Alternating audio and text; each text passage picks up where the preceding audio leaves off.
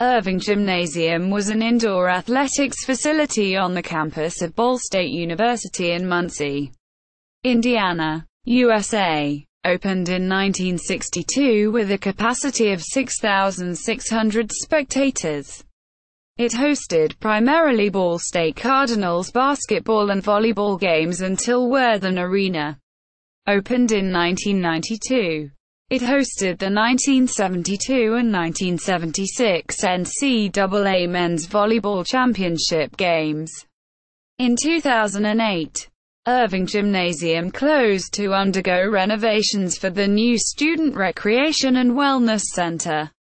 The Student Recreation and Wellness Center has since opened and offers 5 basketball courts, an indoor turf building for indoor football and soccer, a rock climbing wall, an expanded weightlifting and cardio equipment space, and 1/8 suspended walking, jogging track, a Quiznos and space devoted to yoga and martial arts.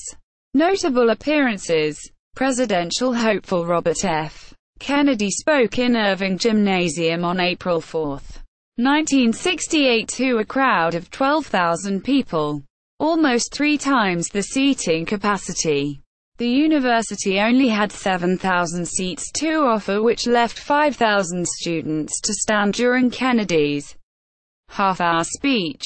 A little over an hour after his speech, on the way to another campaign stop in Indianapolis, Kennedy learned of Martin Luther King Jr.'s assassination. President Barack Obama made a stop in Irving Gymnasium on April 12, 2008, on his campaign trail, 40 years and 1 week after Kennedy's speech in Irving Gym in 1968.